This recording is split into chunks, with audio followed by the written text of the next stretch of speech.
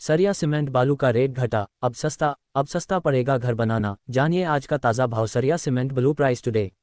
सरिया cement blue price today. घर बनाने का सपना हर परिवार के लिए खास होता है, लेकिन निर्माण सामग्री के बढ़ते दाम अक्सर बजट को बिगाड़ देते हैं। पिछले महीनों में सरिया, सीमेंट और बालू की लगातार महंगाई ने कई लोगों को अपने प्रोजेक्ट टालने पर मजबूर कर दिया था।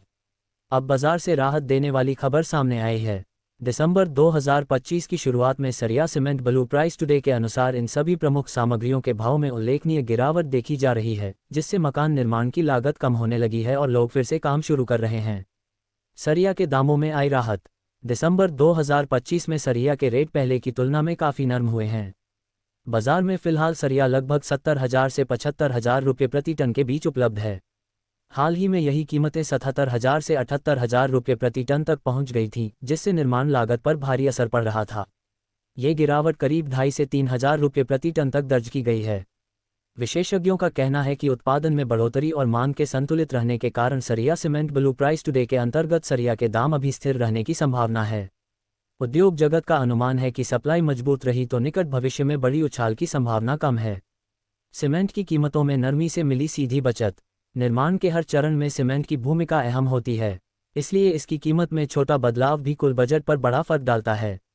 दिसंबर 2025 में सामान्य ब्रांड की 50 किलो वाली सीमेंट की बोरी लगभग 330 से 360 रुपये के बीच बिक रही है। कुछ समय पहले यही बोरी 370 से 390 रुपये तक मिल रही थी। इस तरह प्रति बैग 30 से 40 रुपये तक की बचत हो रही है। स्थानीय ब्रांडों में यह अंतर और भी अधिक दिखाई दे रहा है, जबकि प्रीमियम कंपनियों के दाम अब भी अपेक्षाकृत ऊंचे बने हुए हैं।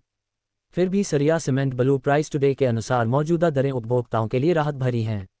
बालू के सस्ते होने से निर्माण कार्यों में तेजी। सरिया और सीमेंट के साथ साथ बालू की कीमतों में भी कमी दर्ज की गई है।